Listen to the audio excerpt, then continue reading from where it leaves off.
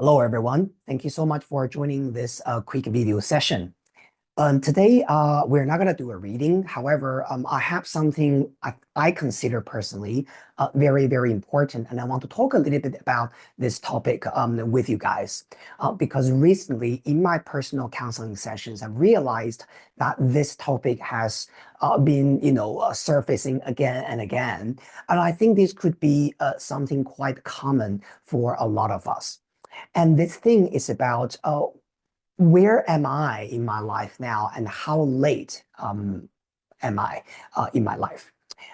One thing that I noticed a lot is in the counseling session, a client would say to me that I feel I'm just falling behind everyone.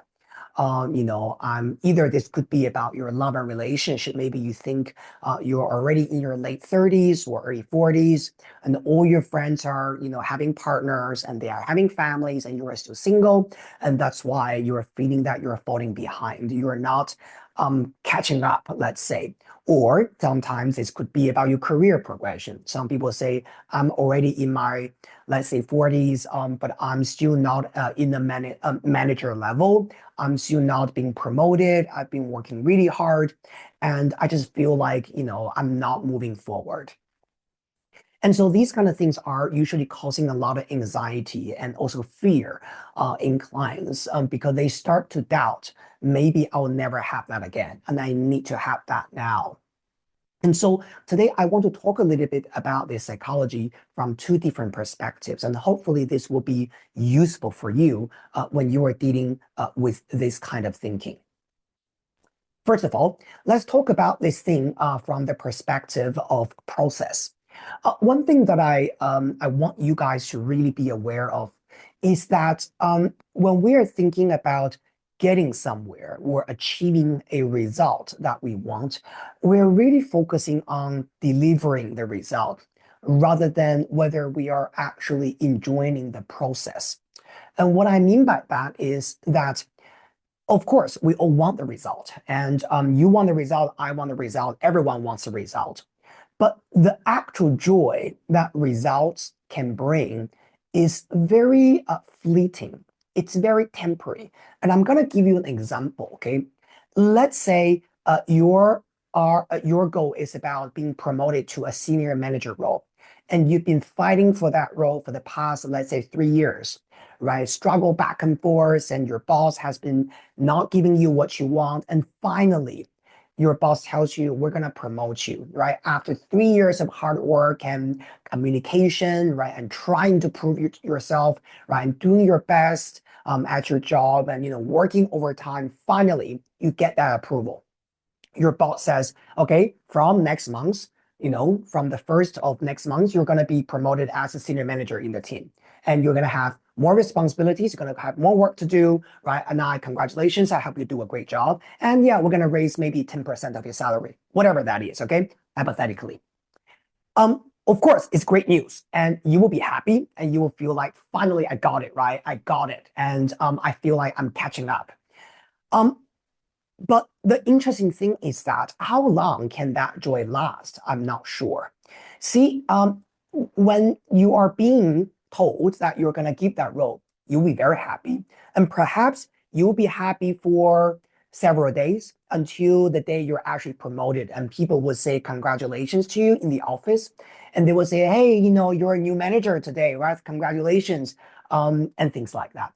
And our ego, right, will be boosted at that time because we feel, oh, I'm a senior manager now. Oh, I'm promoted, right? I'm no longer a junior staff. But after 2 to 3 days, people will stop talking about it. And this ego stroke, okay, that you're a manager and you control everything and people maybe respect you more, this feeling will be very fleeting. And after probably a week being promoted, you will actually go back to this normal mood that every day you got to get up earlier because now you have more work to do. Apart from, doing your own job, now you have to manage your team. You have more responsibilities, and also the company will have higher standard, and you will have more expectations from this job as well.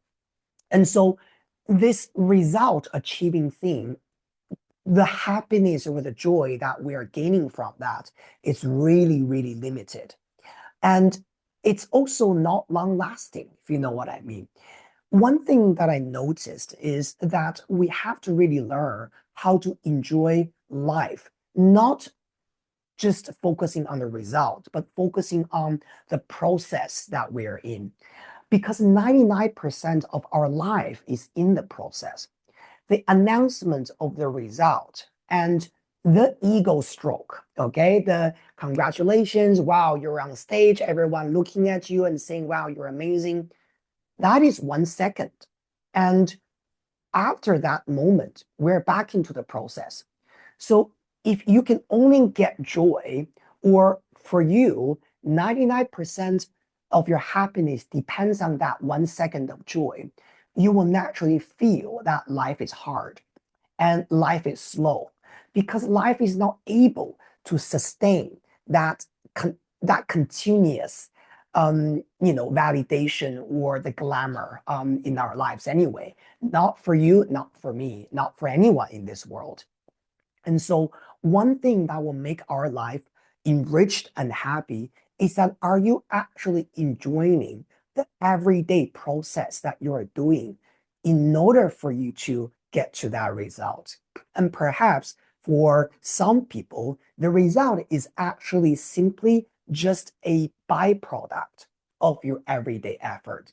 But if you're enjoying that everyday operation or the daily the interactions, the things that you actually do, you will realize that, well, if I get that, I get that. Well, that would be the icing on the cake. But if I don't get it, I'm happy anyway. And that will make your life much more different. So this is the first thing.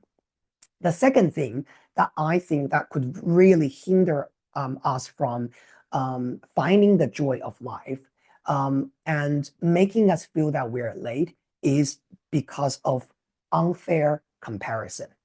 And this is about us comparing ourselves to other people too much, but also in an unfair way. And I'm going to explain what it means. So, for example, recently I've had a client and she said she feels she's really late in her relationship because she's almost in her 40s. She's still single. She hasn't found the right one for her. And whenever she is having, for example, friends gathering, right? Especially New Year time, you have brunches, right? You have celebratory dinners, and she said, well, every friend of hers would be coming with a partner, right? So let's say the whole dinner is 9 people. It will be 4 groups of couples and then her by herself. And she feels very lonely and she feels I'm doing my best as well. I'm trying my best to build a life. But how come everyone else can have a partner and they can have this beautiful family, someone maybe even already pregnant, right? And everyone is saying congratulations to her, but I'm not even close. Like I don't even have anyone to date at this moment.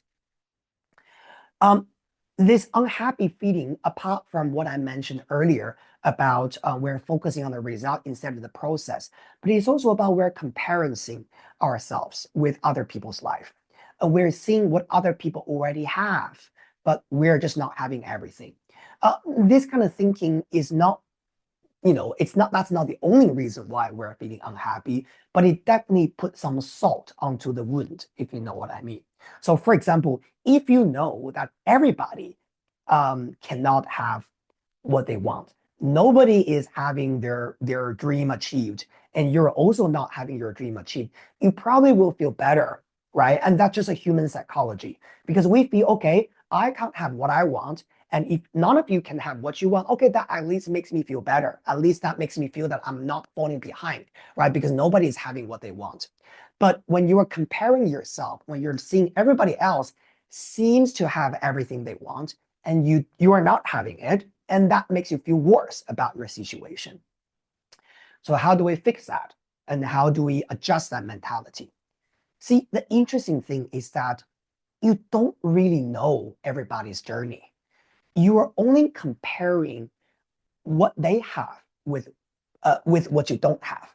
And that's a very single dimensional thing to compare. We're never comparing what we have with what other people don't have.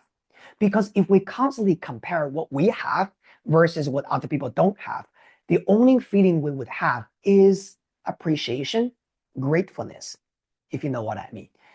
If I can think of the things I always are blessed with, but none of you guys have, but I'm always on top of the ladder because I can have it, all I will feel is I'm lucky in life. I'm grateful, right, to all the things I can enjoy. And, I have that and none of you guys have that, right? So, not only do I get to enjoy what I want, but also I want to help you guys because none of you guys can have what I want.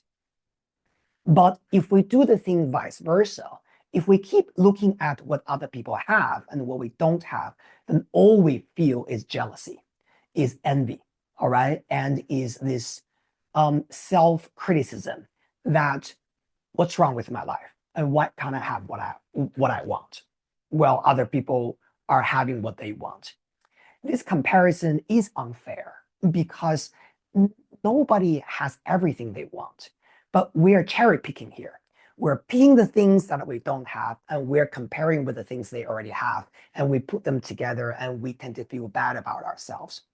And whenever naturally we feel like that, I think it's very important that we're also looking at what they are struggling with, but somehow we're very blessed in that perspective. And in that way, you will realize that nobody's life is so much better than anyone else. You will also realize that it's important for us to look at life from a very multidimensional perspective so that you don't feel that you are the only one that is falling behind and everybody is having an amazing time. For example, when a client came to me and says, oh, I'm not really enjoying my job because my boss criticizes me all the time. My boss is nasty. She's disrespectful to me. Blah blah blah blah. And by the way, this is coming from someone who's 23 years old. This is her first job. And somehow, I don't know why she demands so much respect from her boss, which is a different topic, right? But either way, right? Let's just say, okay, you feel that your boss is very nasty and she's not treating you really well. But when we're really reading her card, we're actually seeing the struggles her boss is having because her boss is pretty much being sandwiched between managing the junior team and being pressured by the senior management to deliver the result. And at the same time, we're also seeing her boss probably is experiencing some family issues. Because during the session, we're seeing some kind of family sadness actually in there. So I'm not sure if maybe her parents are sick or she's kind of like have to take care of someone and some kind of bereavement, right? If you know what I mean. But you see, from my client's perspective, all she sees is that my boss is a tyrant. My boss has everything she wants, and she is bullying me. She's bullying me and my friend. And how come our life is so miserable and she is a bad person? And this is what I mean by everyone has their struggle. Everyone is going through a difficult time. And sometimes when we're seeing other people treating us in a very unfair way, either it's because they have everything they want, or they are just being disrespectful or being very rude. There's usually a reason why. There's usually a reason why they are shaped in that way.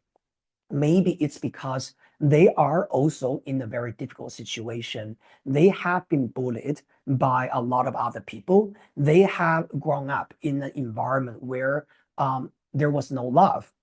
Maybe they're only showing you the glamour of their life because they're so insecure to let other people know the inner struggles and the sadness and the loneliness they're going through. But on the other side, because we're not able to see the truth in them, we are assuming that they are glamorous, they're amazing, they're wielding their power, and they are not treating us fairly. And that's why my life is falling behind. And that's why my life is not doing well, but they are doing really well. So this is just a quick video that I want to share this thing with you. The above 2 points, first of all, focus on creating the happy process instead of the 1 minute, 1 second result happiness. Secondly, is stop comparing, because when we compare ourselves with other people, it's unfair. Okay? Thank you so much for watching this video, and I'll see you guys very soon in the next counseling session. Have a wonderful day. See you later.